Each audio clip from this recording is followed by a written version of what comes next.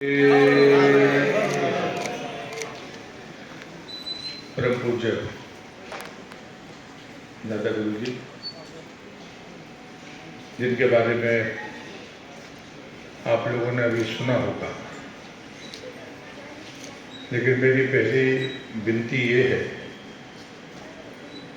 कि आप समाज और देश के भविष्य हैं, सिर्फ सुनकर चुप मत रह जाइए,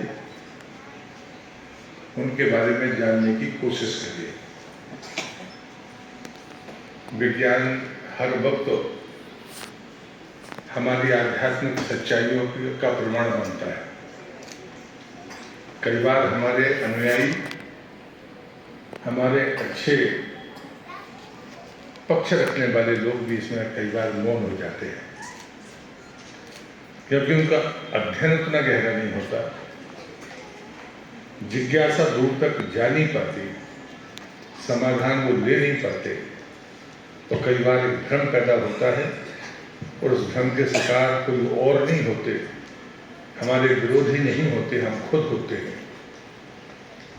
और इसलिए जब मैं सत्संग में था तो मेरे आराध्य परम पूज्य श्रीवासी जी की एक वाणी है, उन्होंने कहा कि बुद्धि भ्रमित करती है, ज्ञान का प्रश्न करता है।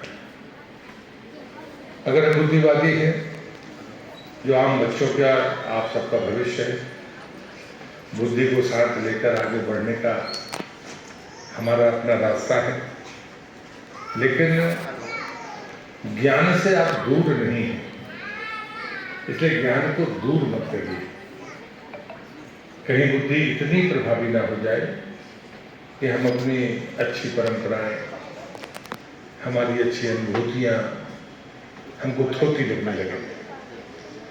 और इसलिए एक ऐसी मूर्ति आपके सामने है जो 5 वर्ष से जल पर रहकर जीवन के वो उतरे ही कठिन साध, चलना फिरना, बात करना, जगना, जो ऊर्जा सबसे ज्यादा लेते हैं, वो हमसे ज्यादा दिखते हैं, हमसे ज्यादा चलते हैं, हमसे ज्यादा संवाद करते हैं, हमसे ज़्यादा तेज और प्रभावी बोलते हैं। बोलने में भी ऊर्जा लगती है, मैं भी वर्षों से देखता हूँ, लेकिन वो आपके सामने है। विज्ञान ने, मेडिकल साइंस ने, उसमें एम्स भी था, जबलपुर मेडिकल कॉलेज के लोग भी थे, 7 दिनों तक अनुसंधान किया। वो रिपोर्ट मध्य प्रदेश सरकार अब सार्वजनिक पटल पर लेकर आएगी इसी मई के अंत में, ताकि एक बुलेटिन की तौर पर दुनिया के साइंटिस्ट उसके बारे में जितना मर्जी आप अपना शोध कर ले, संज्ञान में ले ले, या फिर जितनी को परीक्षाएं प्रमाण के रूप में चाहिए वो कर ले, शरीर उनके सामने उपस्थित है। ये चुनौती है सनातन की, कि जहाँ पर एक बात दुविधा होती थी कि हमारे पास प्रमाण कहाँ से आएगा, जल पर जीवन हो सकता है, दादा गुरु उसके प्रमाण है। परम पूज्य श्रीवासी जी की एक संघर्ष में मैं था, तो उन्होंने कहा कि सत्य को प्रमाण की जरूरत नहीं है। पहले तो उन्होंने कहा कि सत्य प्रताड़ित हो सकता है लेकिन परास्त नहीं हो सकता। फिर वो संघर्ष का मध्याह्न चलाया तो उन्होंने कहा कि सत्य प्रस्तुति के लिए है, स्तुति के लिए नहीं है, इसलिए वो आदेश देंगे, वो आपसे प्रार्थना नहीं करेंगे। पर उन्होंने जो तीसरी बात कही वो शायद हम सबके काम की है, सत्य को प्रमाण की नहीं प्रणाम की आवश्यकता है। प्रमाण सामने है, इसलिए प्रमाण जिनको चाहिए वो प्रमाण सामने है, जैसे उनको परीक्षण करना है वो कर ले। ये चुनौती नहीं है, ये सनातन का सत्य है, जिसकी सामर्थ्य है।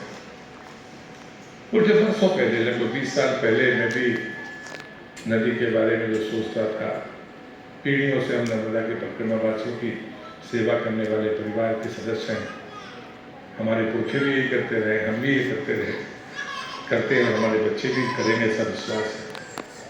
लेकिन एक बार मन में आया तो लेख लिखता था मैं, तो मैंने लेख लिखा, वो काफी अखबारों में छपा, नदी को नहर मत बनने दो।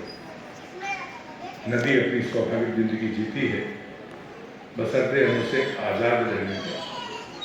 नहर और नदी में फर्क ये है कि नदी का जो उद्गम होता है वो मनुष्य के द्वारा दी होता है, वो प्रकृति के द्वारा दी हुई अमूल्य धरोहर है।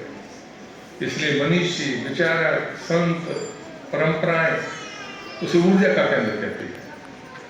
जो वहां जाएगा वो ऊर्जा प्राप्त करेगा। आपके चाहने ना चाहने से कुछ नहीं होने वाला। जो किस भी भाव से वहां पर जाएगा वो ग्रहण करेगा, प्राप्त करेगा। मैं नर्मदा की परिक्रमावासी होने के नाते कह सकता हूं कि झाड़ी में कोई मन से, बेमन से, इच्छा से, अनिच्छा से जिस भी दौर से निकलेगा वो प्राप्त करके आएगा, खाली हाथ वापस नहीं आएगा। पाएगा क्या ये मुझे नहीं पता। इसलिए बच्चे आज यहाँ पर नदी के बारे में जानने के लिए बैठे, मैं उनसे कहूँगा बहुत खुले मन से जरा विचार करना। और मैंने जो आपसे नर्मदे हर कहा, मैंने इसलिए कहा, गंगा हिमालय से निकलती है, बर्फ पिघलती है, जल आता है। हम मध्य प्रदेश के लोग हों या नर्मदा के जहाँ प्रभाव है वो छत्तीसगढ़ भी है, उससे निकलने वाली, उसी पहाड़ से निकलने वाली सोन कहाँ से कहाँ तक जाती है। मध्य प्रदेश को नदियों का मायका कहा गया। कहते हैं कि 237 से ज़्यादा नदियों का उद्गम मध्य प्रदेश में है। मैं जुलाजी का स्टूडेंट हूँ, तो मैं नदी के बारे में कह सकता हूँ। आप बच्चों को शायद बाकी को इतनी जानकारी नहीं होगी, ये तीन बाकियों को मिल जाएगी। नर्मदा का बेसिन है, विंध्याचल और सतपुड़ा से निकलने वाली नदियाँ जो नर्मदा को पानी देती है वो नर्मदा बेसिन है। पूरा पानी जाकर खम्बात की खाड़ी में, अरब सागर में जाकर मिलता है। लेकिन इसी विंध्याचल के 2 किलोमीटर इस तरफ नंदा में आती है जलधारा, तो 2 किलोमीटर बाजू में कोई नदी का स्रोत है जो गोदावरी में जाकर पानी दे रहा है। और जो इसी तरफ अगर आप विंध्याचल में जाएं तो इस एक धारा नर्मदा में पानी देती है और दूसरी धारा गंगा में चली जाती है। अमरकंटक उदाहरण, एक धारा नर्मदा की नर्मदा बेसिन में जाती है और जोयला की और सोन की धारा गंगा बेसिन में चली जाती है। लेकिन मध्य प्रदेश कमाल की जगह है, नर्मदा बेसिन को भी पानी देती है, गंगा बेसिन को भी पानी देती है, गोदावरी बेसिन को भी पानी देती है। लेकिन ताप्ती बैतूल से निकलती है और सीधे अरब सागर में जाकर मिलती है। धार से माही निकलती है और सीधे जाकर अरब सागर में मिलती है। सूरत के पास उसका स्वरूप गंगा के समान, गुजरात को वो ऐसा बन देती है। तो मध्य प्रदेश में जो नदियां का उद्गम है वो सिर्फ आपको नहीं सींचता, वो न जाने कितने प्रांतों को, कितने हिस्सों को, कितने देशों को पानी देता है। इसलिए नदी के अस्तित्व के बारे में सोचिए। हम इतने स्वार्थी और लालची हो गए हैं कि हमारा धीरज टूट रहा है, कमजोर हो रहा है। और इसलिए हम सिर्फ पानी की कीमत करते हैं, पानी आता कहाँ से उसकी कीमत नहीं करते। नदी से ज़्यादा महत्वपूर्ण है नदी का उद्गम। किसी बड़ी नदी से ज़्यादा महत्वपूर्ण है उस छोटी नदी का उस नदी से मिलना, जो बारहमासी रहेगी तो ही बड़ी नदी बारहमासी रहेगी। दादा गुरु नर्मदा जी के पुत्र हैं, उन्हें 3 बार परिक्रमा की है। मैं परिक्रमावासी हूँ, मैं जानता हूँ कि 3 बार परिक्रमा करने वाला कोई भी शरीर, कोई भी आत्मा वो क्या होती है इसे मैं शब्दों में व्यक्त नहीं कर सकता। उनके चरणों में नमन ही कर सकता हूँ, श्री वापसी जी की वाणी ही कह सकता हूँ। सत्य को प्रमाण की नहीं, प्रणाम की आवश्यकता है। आज हम नदी पर विचार करें, नदी पर मनन करें। बच्चों से मेरी प्रार्थना है, पानी की एक बूंद या तो आसमान से आएगी या झाड़ की जड़ों से निकलकर हमको मिलती है, आसानी से नहीं मिलती। पानी का स्रोत या तो ऊपर से आएगा, धरती में समाएगा, फिर हमको मिलेगा, लेकिन झाड़ की जड़ों से मिलेगा। वृक्ष के बगैर आने वाली पीढ़ी का जीवन जल से परिपूर्ण नहीं हो सकता। यदि हमसे ज़्यादा उत्तरदायित्व तो आपका है। यदि आप कोई पौधा लगाएंगे और वृक्ष बनाएंगे तो वो आपको तो देगा ही, आपके बच्चों को देगा, आपके नाती पोतों को भी देगा। हम कोई लगाएंगे तो मेरे बेटे को शायद मिलेगा, मुझे तो उसका लाभ शायद ना मिले, लेकिन हमारे आज नाती और पोतों को जरूर मिलेगा। लेकिन जो काम आप अपने हाथ में लेंगे वो आने वाली 10 पीढ़ियों के लिए होगा। तो मैं आज आपसे यही प्रार्थना करूँगा कि आप जगें, लोगों को जगाएं और उसके बाद आने वाली पीढ़ियों को सुखी बनाएं। नदी पर विचार करिए, मनन करिए। नदी हमारा जीवन है, जल हमारा जीवन है। जल से जीवन कैसे होता है उसका प्रमाण दादा गुरु हैं, उन्हें प्रणाम करके अपनी बात को यहाँ रोकता हूँ। नर्मदे हर। बहुत बहुत धन्यवाद। पवित्र मान्यताओं और सभ्यताओं के सशक्त हस्ताक्षर